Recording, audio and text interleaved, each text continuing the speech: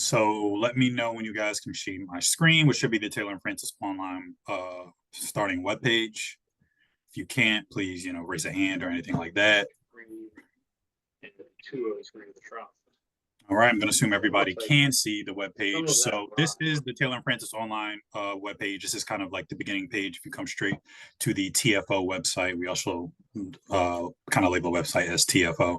So really, it's pretty standard and easy to kind of use. And I'll go through a couple of different things. Some things I'll go through the admin access, which might be a little bit more for Shelby to understand. But again, she can make any number of people administrators. There's really no limit. So for example, if she wanted to make other librarians, if she wanted to make specific graduate students administrators on this site, what I'll show you will be important to see. But really, I'll just start to go through how to just navigate the website. So with access to certain content, and what I've done is for the next week, I've given a trial period to access all of our arts and humanities titles for Howard University.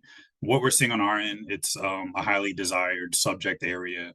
That's probably the most turnaways. So we call it turnaway data, where we see a number of patrons or students or faculty trying to access content that you may not be subscribing to just yet. So I've given a week of access to those titles. So if you were to put in anything related to that subject area, you guys would have access there. But what I'll do is I'll kind of go through this front page here. So what's really easy is you can explore journals and articles by subject area. So depending on what you're looking for, if you click into it, say for example, you were interested in economics and finance. If you click here, it'll give you a list of all of our journals that fall within that subject area.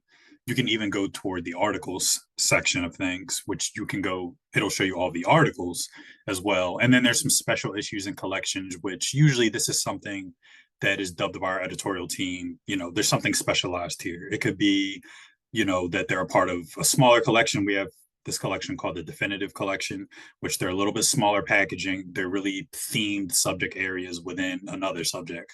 So it could be really specialized, content within economics and finance. But for the sake of this, it's easy just to go straight to the journals here, and you can kind of go down. And what I'll point out to here to the left is subject. So you can really kind of click down here, show more, show less, and it'll give you a number of different subjects that you can kind of click into and filter. And you can kind of break down and go through subject if you're looking for something really particular or specific. So in economics and finance, we have some kind of, within that larger subject area, there's business management, there's another section of economics, there's finance, industry, and industrial studies. You can click into each one of these, and then it'll disseminate right in front of you and share all of those journals that are specifically in finance. So, applied mathematical finance, Asia, Journal of Public Administration, things like that.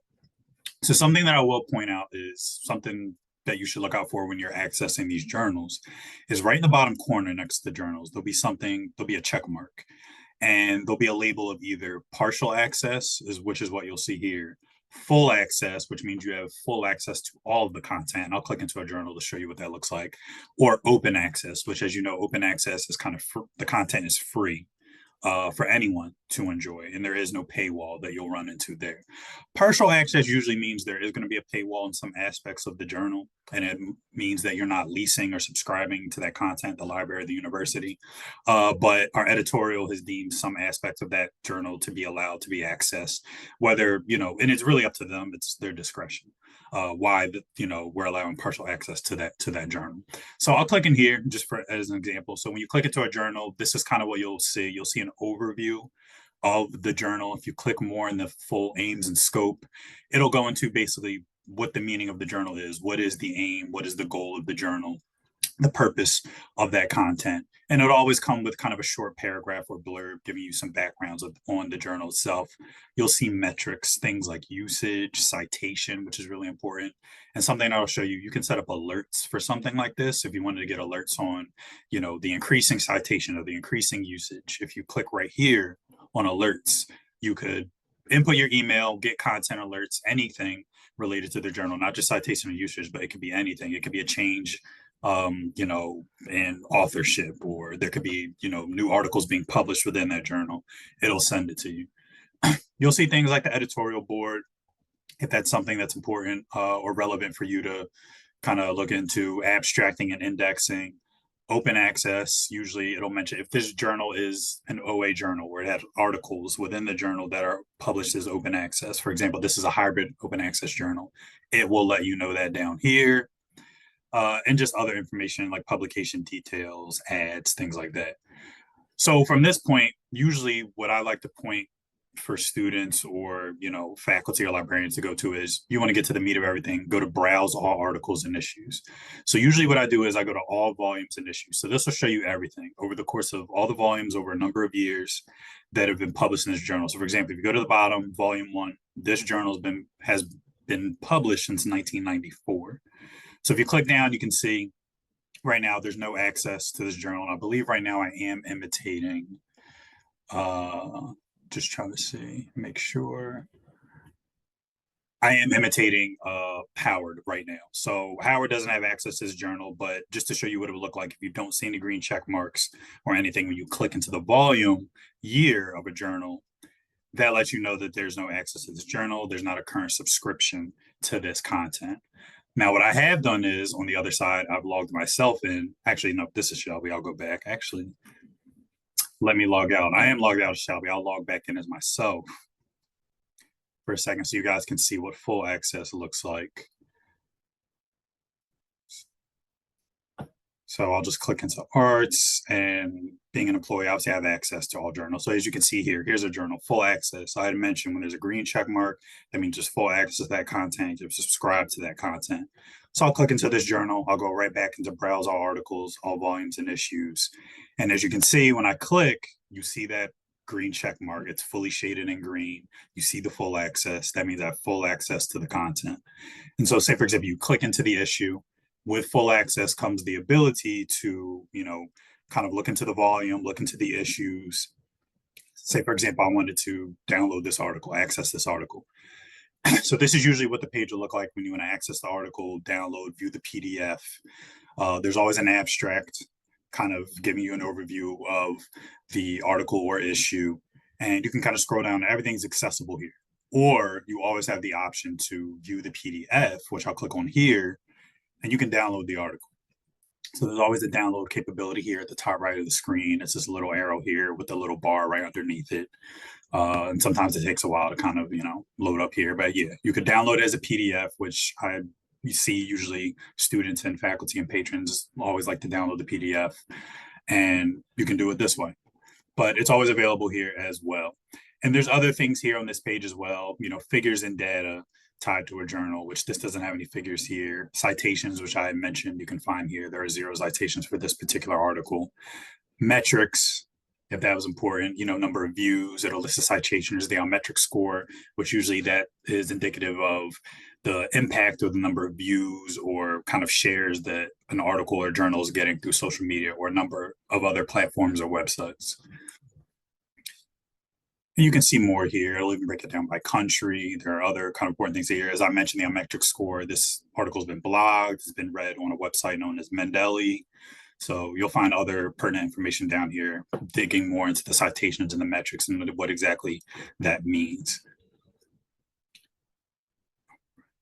So I'll kind of come back and go to the main screen here. And I kind of want to get a little bit into more down here. So if you scroll down a little bit more, there'll be things like trending research. So it'll be top articles and journals on our website that are trending for whatever reason, whether, it could be for a number of different reasons. But I wanted to come down here as well, because usually the most research that's trending is open access journals, again, because they're free content, no paywall for anyone to enjoy, share, and kind of absorb.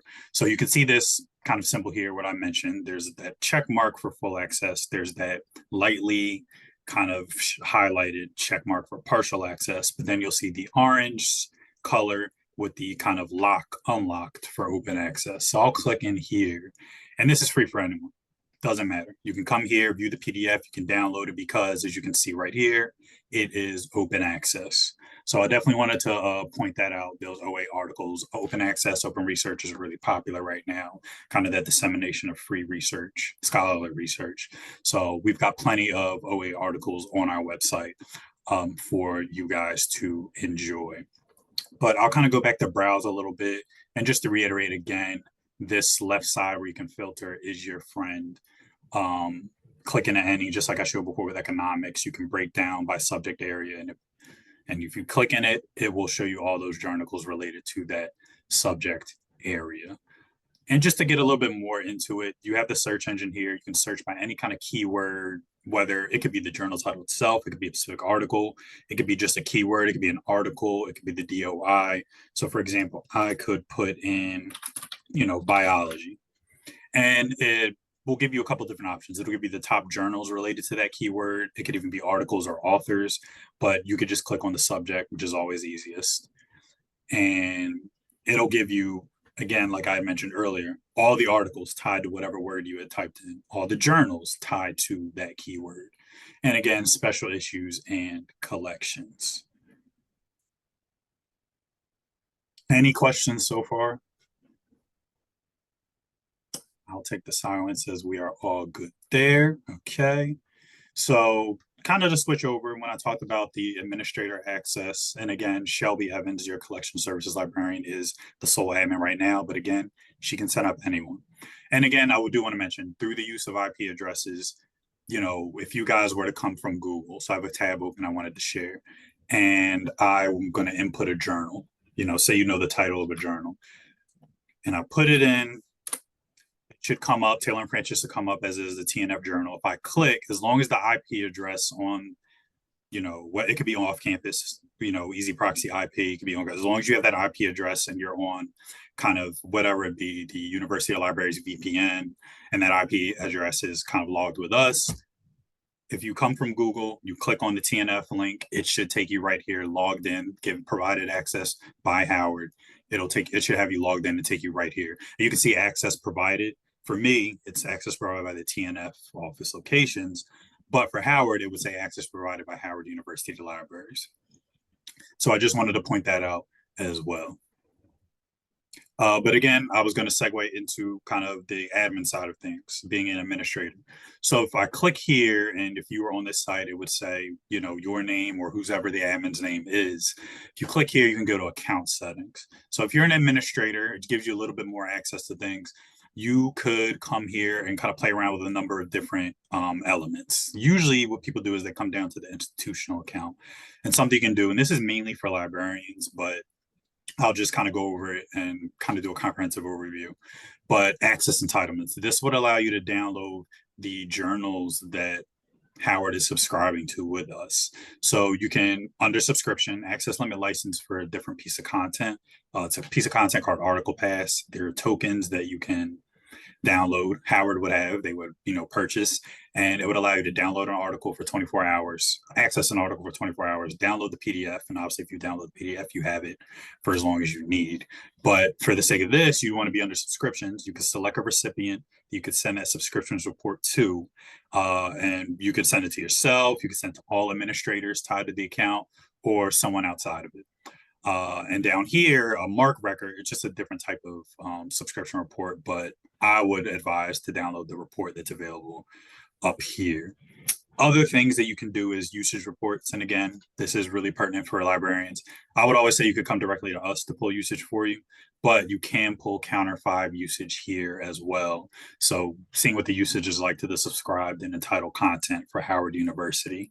You could come here, break it down between a certain, range from month and year, enter that recipient and send that report to yourself. It usually should come either in an Excel sheet or it'll come in kind of that format that you'll see kind of in the Notepad application on Microsoft or Dell. You could kind of select all, copy and paste, and put it in an Excel sheet. IP ranges. So I mentioned through IP ranges, this allows multiple people tied to the library of the university to access our content, even if they're not an administrator. So with TNF, obviously there's tons of IPs, but what you can do here as administrators, you can add IPs, you can delete them, you can update existing. You can see put in the IP range, the description or the actual physical number of the IP range, and you can add it. So if there's ever an access issue, I'll mention this as well. If you ever, notice that you can't access something that you should be able to access, it could be something to do with the IP ranges. Maybe IP ranges were updated at the library or the university, but they weren't sent and updated to us. I would say reach out to me, send a list of your updated IP ranges, which the library should know. We'll apply it on our end to our backend systems. Once that's updated, you'll be able to access should be restored. We usually see this issue a lot with off-campus access to our content. Someone might be off campus, they might be, accessing an IP range that a lot of times we'll notice off campus IPs we just don't have a hold on just yet, or we haven't been sent and updated. Those are the cases where we see a lot of that. Link resolvers, this is usually, and I'll be fully transparent, I'm not too familiar with these. I do have information that I'll disseminate that goes into the link resolvers. With my limited understanding, it does have to do with the way that we authenticate access on the end of the library. But again, I do have some background information provided by my admin who is a little more specialized that can explain this. But if there's ever any questions, feel free to reach out to me. My admin can definitely help. Proxies, which again, those proxies are tied to your IP addresses. What you can do is you can obviously add ones here. You can set up as well administrators. So this is where I mentioned you can add multiple administrators on an account. So let me see if I'm still logged in as Shelby. I'll switch over and I'll go to her.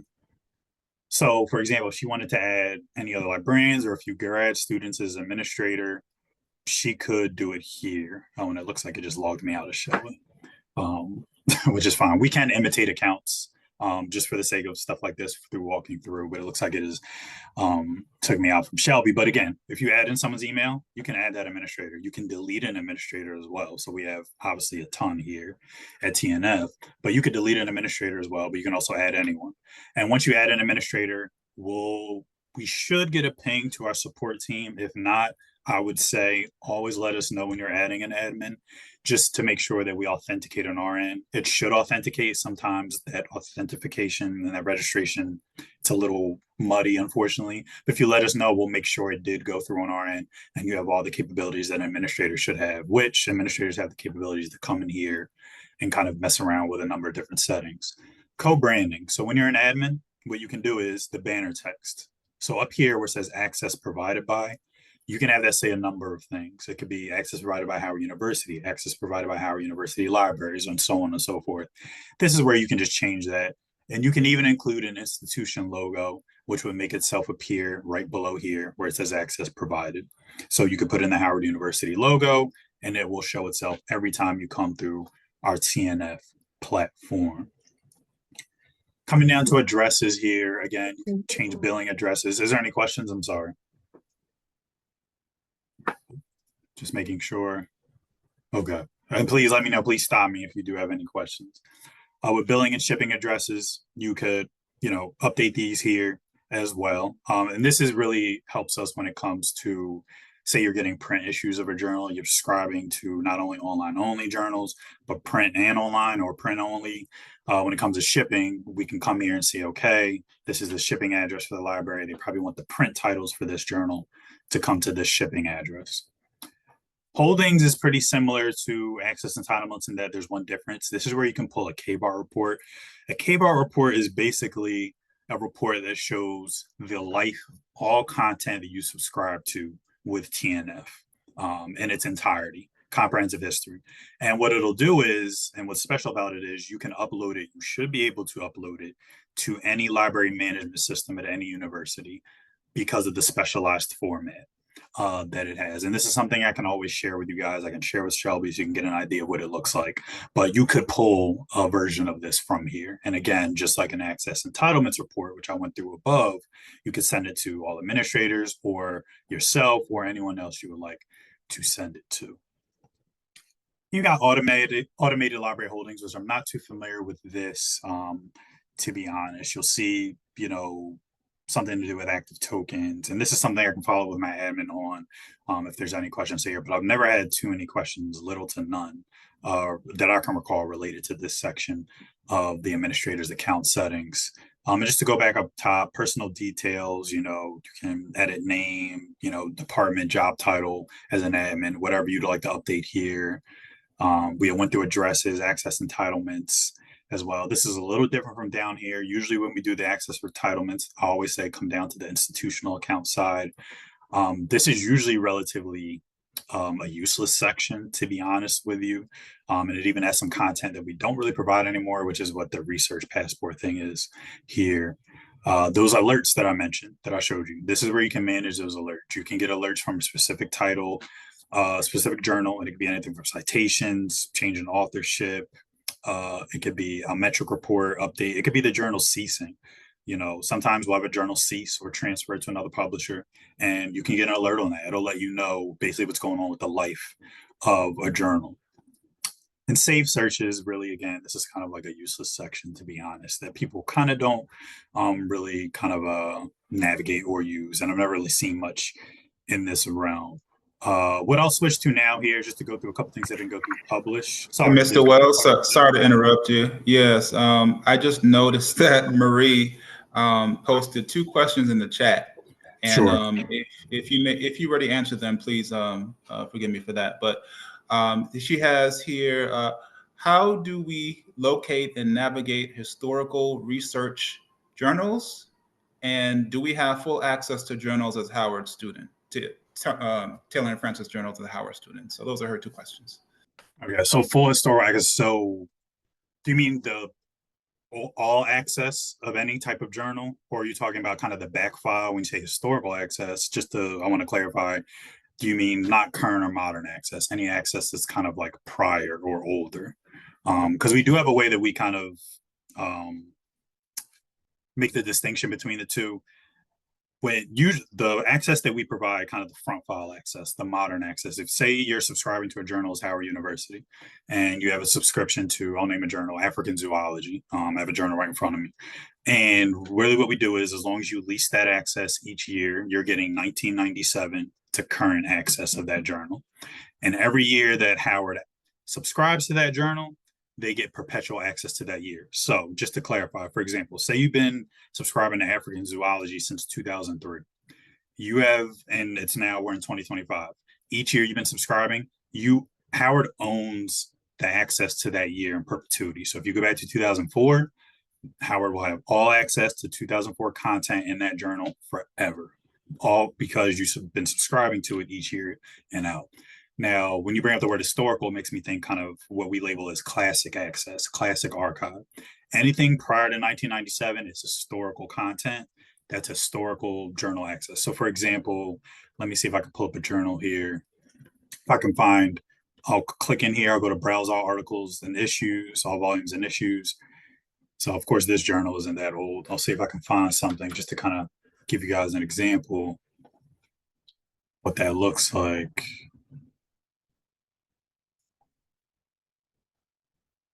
I can find an older journal. Yeah, so we have some pre-97 here. So anything pre-97, that's historical, that's classic archive access. So usually how this works is, it's not like the modern access where you come to us, you're interested in this journal, you pay for it, we're like, here you go. In that case, we're giving you that 97 forward. It's always the standard least access is we're giving you 97 forward. If you say, hey, I'm interested in these back file years, that's something that has to be purchased separately from the front file content. So I hope that answers the question. The second part of the question we mentioned, does Howard have access to any number of journals? That's something I've been working out with Shelby. Right now we're figuring on the purchasing side of things. We're trying to reconcile the particular journals that Howard has access to. But in the meantime, what I wanted to do is I have provided access, and I'll disseminate a title list to you guys at the end of the call, a trial for 1 week to arts and humanities journals, just because I did notice that there was a lot of turnaway data. You can see from the number of denials, which means there are students trying to click into this content and they're not getting it because there's not a subscription to it. But this subject area is the highest amount of denials that we've seen last year and the year prior. So I wanted to provide a trial access to those journals. So I'll provide a title list to that. It'll show all the journals that you'll have access to for a week. But in terms of what Howard has been subscribing to over the last couple of years, and I do believe it's been a handful of journals, around maybe 10 to 15. I'm figuring that out with Shelby right now on the back end. We're figuring out some processing issues so that Howard can get those standard journals back up and ready. But the arts and humanities journals will be available until next Friday from today. But let me know if that answered the question or didn't. Awesome. Marie, did that answer your question? Yeah, so the second part of the question you had already answered prior. I was seeing a lot of the partial access, etc.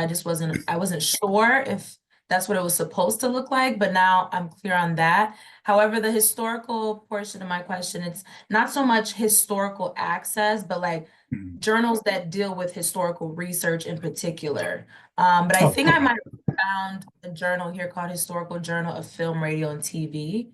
Okay.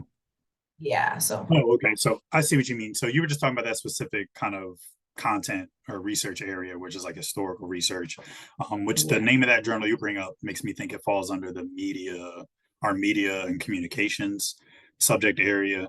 But what I can do is if there's a particular, just for everyone on this call, if there are particular subject areas that you guys are interested in having some access to, trial access to, what I can do is I can turn that access on along with Arts and Humanities for the next week. You guys can kind of play around, download those journals as you see fit, and kind of get an experience of navigating the platform, accessing the content in those specific areas. But if there are specific areas you guys are interested in accessing in the next week, I can attach it to the trial I already have on, and we can kind of, make that accessible for all of you. So please put in the chat, let me know. I'll take notes and put those down. I see higher education is there, so I'll make a note to do that as well. Do administrators have full access?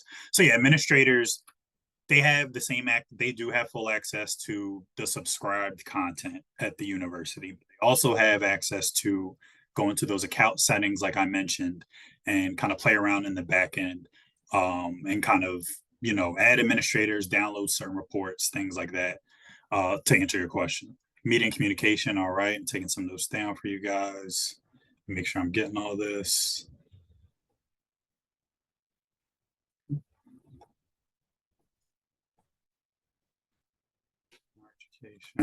Media.com and human sexuality.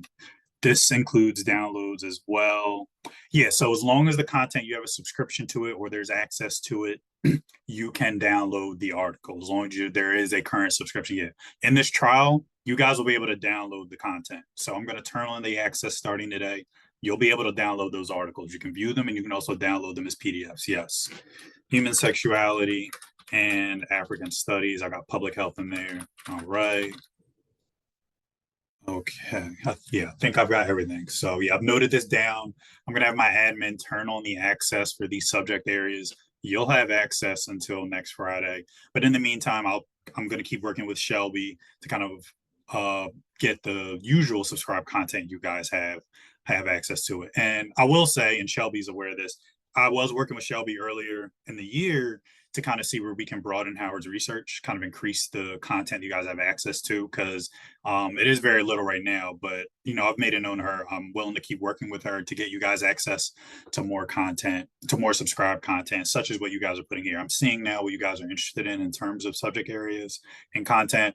I'm going to relay this to Shelby and everyone else at the library and see what we can do going into when we get to the next renewal period to kind of get more subscribed content for Howard University in these subject areas, because I see there's a strong interest in that. I'm getting it right from you guys as the students, and I'm taking down leadership and communication as well. I see that they just put that in the chat also. And media, got it, media history. Yeah, any media, we have an entire subject area for that. So when someone had put media and communication, media history, that should roll right into it as well. So I've got that as well, Marie.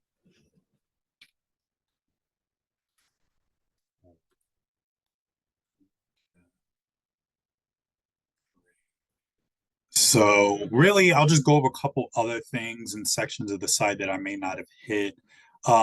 If you come to buy a subscription, and again, you guys can always do this through the library, usually does it through us. So I would say you really don't have to come here. This is really if you want to buy something, and it'll give you kind of an option to, if you come here, it'll give an email, standard email, our subscriptions team, but it always usually ends up with us.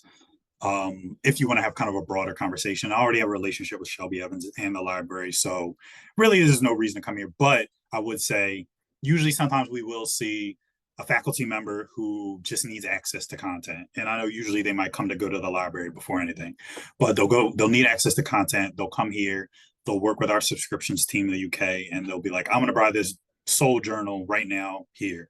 This is kind of what you would come to this section for. Other than that, given kind of the relationship that I have with Shelby, with the Howard Library, we can kind of have those broader conversations to get you guys content on a broader stage and not just buying these subscriptions individually. And really because the cost of the articles are kind of pricey on their own individually. But I did just want to point out that's what that section of the site is for. But about this journal, again, I went over the aims and scopes and everything like that. But really what you guys are going to care about is these browse all articles and issues. You can break it down by latest article, which will show you the latest article, which you can see published online in the last couple of days. You can go by current issue, which you can access this drop down here or here. All volumes and issues, which I've gone through, open access articles. If there's any OA content in this journal, it will show itself here. And again, open access, it's free for anyone to access. If you don't even have a subscription, if there's an OA article, you can read it, you can access it, you can download it. Most read, it'll do things like that. Most cited as well, trending, all time also. So just wanted to show that as well. And the last thing I'll mention, publish. This is really this is really for faculty and professors, anyone who is looking to publish. If you come here, it will kind of give you a couple of different options, but it's really for faculty, and it could be for grad students as well. I know a lot of times there are research arms and divisions where faculty and students will work together to kind of publish content. So again, if you are a grad student, you are doing something like that, some sort of research project where there is kind of a collaboration between faculty and students to publish, you could kind of explore here what it would look like to publish with us. And we do have a whole publishing arm that will walk you through this. It's not my area of expertise, given that I'm in kind of the journal sales side of things. But if you did ever have questions or you wanted to get in contact with someone directly, you did want to kind of sidestep some of this where, you're going to fill out a certain submission form, show your interest, it'll be in contact with someone. I could kind of jump through some hoops for you and kind of open some doors. If you were interested in publishing, you could come to me and I could set you up with the right people internally on our end on the publishing and open research side of things. But this is just a fun thing to kind of explore. If you were interested there, drop down, there's, suggestions, step-by-step guide, open access publishing. Open research is really popular right now. We've been doing a number of things in the OA side of things, whether it be making certain articles open access, doing kind of read and publish kind of deals where we kind of tie in the read side of things. So if you are subscribing to content with us and you're, paying a certain amount, we can tie that with the publishing side. If you're wanting to, increase your publishing output, as an institution and your publishing profile, that's kind of an initiative we're doing where it kind of marries the two and hopefully makes it a little easier for the institution to kind of increase their publishing output, especially in the OA realm, where if you're publishing in open access, people are reading and seeing your content more, which is really important. So just a little bit on that side of things. And yeah, it takes you to the author services side, but that's really kind of a quick but comprehensive overview of TNF Online. I do have those sheets that I'll send to Shelby. I'll copy in Mr. Waters as well. It's really good for admins to kind of know, understand the website, navigate the account settings and everything like that. I'll also get started on these trials. I'll send these trials for these number of subject areas you guys are interested in. I'm going to send title lists as well to Shelby and Mr. Waters. So you guys will see these are the journals that you guys can access in this trial period from those number of subject areas that you guys gave me. But if there's any other further questions, please toss them at me. I hope this was helpful. If you guys ever want to have any other further questions, don't hesitate to have Mr. Waters or Shelby reach out to me. I'm more my administrator with Shelby. She's familiar with who my administrator is. But yeah, I hope this was helpful. If there's anything you want me to go over again, please tell me. But yeah, if there's any questions, please make them known.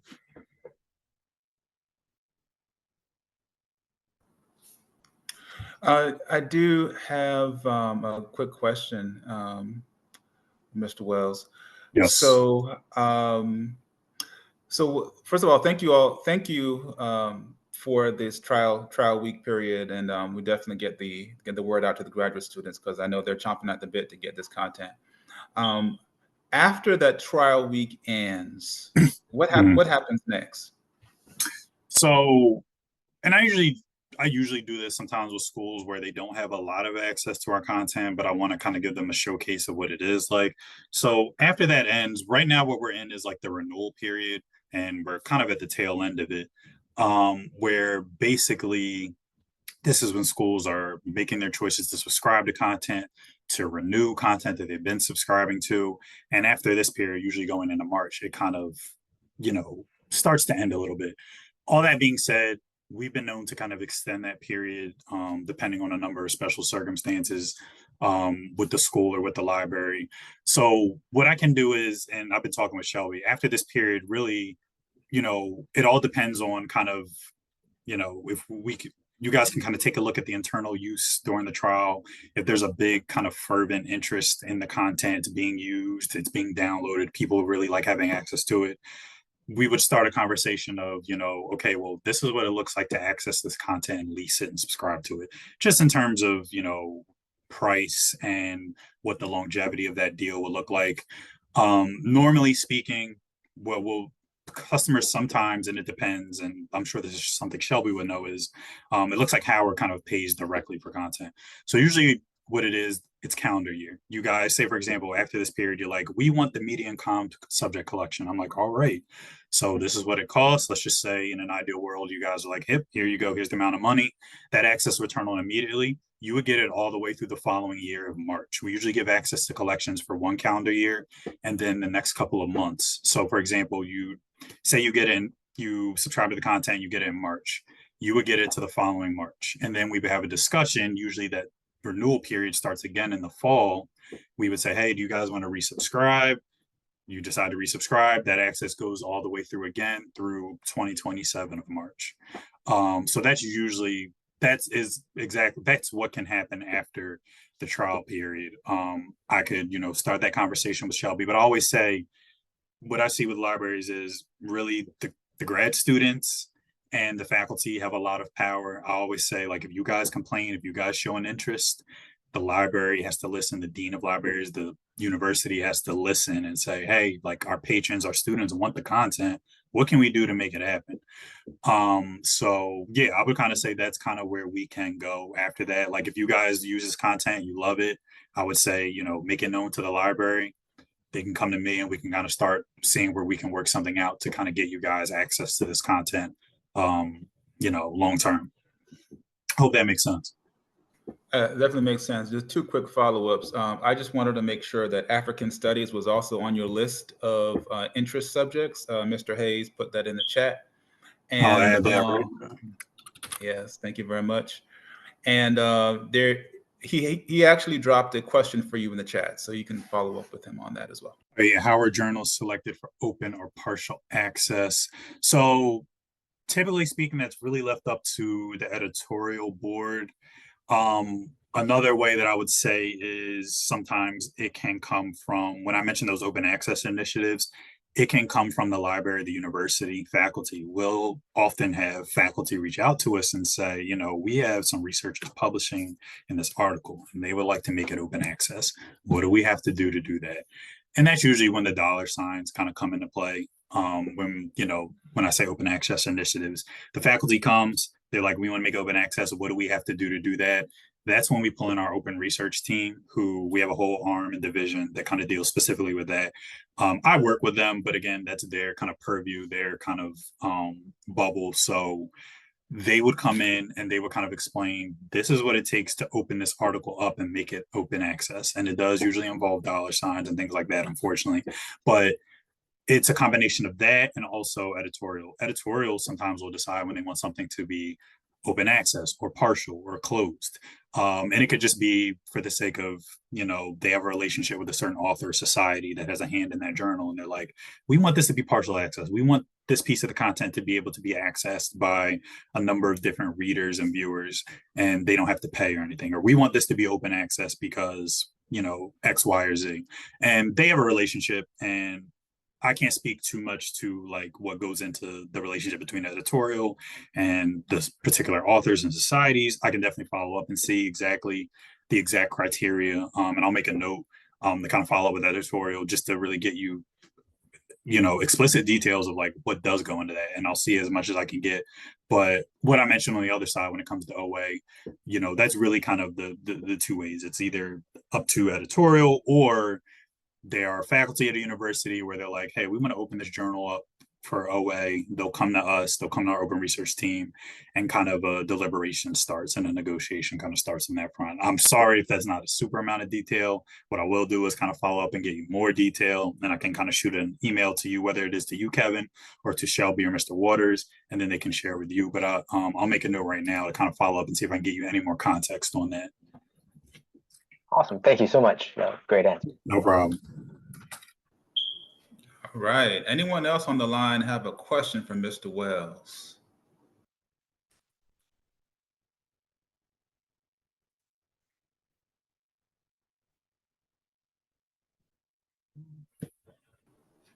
Just keep in mind that if you can't think of a question now, I have included the email address for the Graduate Library Committee.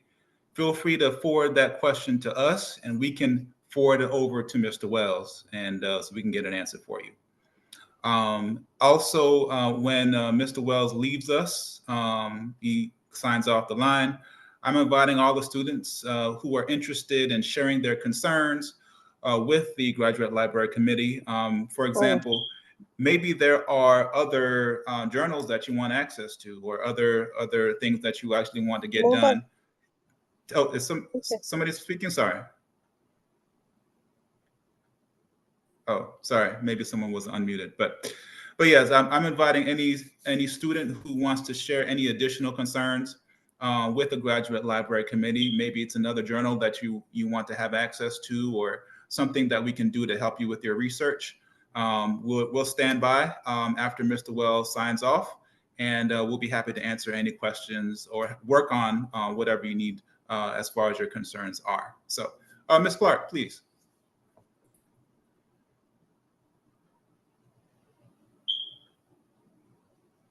Thanks, Ben. Thank you, Rob, for this really great presentation. I just had a quick question because I selected higher education as the sector I have interest in. Just to understand how giving access to that area, will that include things like, broadly speaking, I know studies in higher education would be included, but then looking at a subtopic such as accountability in research, would that journal also be included under that sector? Or do That we specific journal you're saying is the name of the journal is Accountability and Research? because it is a subsect, it does address higher education issues, but it does not have higher education spelled out in it. So I just wanted to make sure the specificity that we should have in making these requests for these open areas. And thank you for bringing that up, because we do have a lot of journals where there is kind of that cross, like they kind of cross in between different subject disciplines, where like mental health and social care is one that I'll bring up, where it's kind of like a medical journal, but it's also like a social science journal, to be honest. So let me look up that journal right now, because, and you said it was Accountability and Research. I do have our master journalist in front of me. So let me just see kind of what different areas that falls in. Because yeah, it could very well fall into something that's education adjacent, but not necessarily education entirely. So accountability and research. Yeah, so that's interesting. So yeah, it falls into, so we have our content broken up on a larger scale. I mentioned different subject collections and areas, but everything's really broken up to, if you look on a broader sense, into 3 libraries: social science and humanities, which is the largest part of our portfolio, which is over nearly 1,500 journals. Then we have the medical library, which is our smallest, but it still has some really important content, which is a little over 500. And then we have our S&T journals, which is science and technology, which falls in the middle. So accountability and research actually falls into science and technology. I've made a note that I found the subject area that it falls in, and I'll include that in the trial. But thanks for bringing that up. There are titles where, you know, we'll house them in one specific subject area, and, you know, who makes those decisions, usually editorial and a number of other people that are above my pay grade. They'll decide what content should fit where, but sometimes that content, it has, you know, multiple arms. It can kind of touch a number of different areas, which is like this one that you brought up. But I've highlighted and made a note that it does fall in S&T, but I'll still make sure to include it in that week trial. Thank you for bringing that up.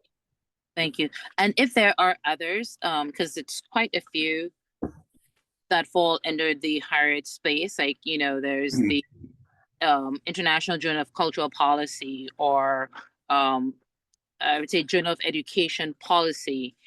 How should I list all those and email them to you, or?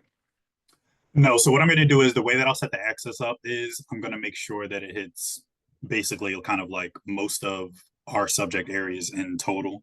So it should cover everything. There's a way that we can turn on access where there's access to the grander portfolio.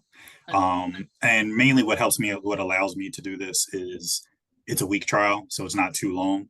So you guys will basically have access to almost everything, to be honest. If you run into a journal that you during the trial that you can't access to, please let the library know. They can reach out to me, email me directly if you feel more comfortable doing that, and I'll make sure that it's turned on. But you guys should be fine the way that I'll have my admin turn the access on. Wonderful. Thank you so much. Awesome. Thank you, Mr. Wells, and thank you, Ms. Clark, for your question. Any other final questions before Mr. Wells drops off the call?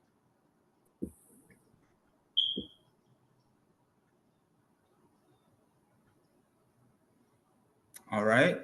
Well, hearing none, Mr. Wells, thank you again for joining us today. It was a pleasure to have you with us on the call today.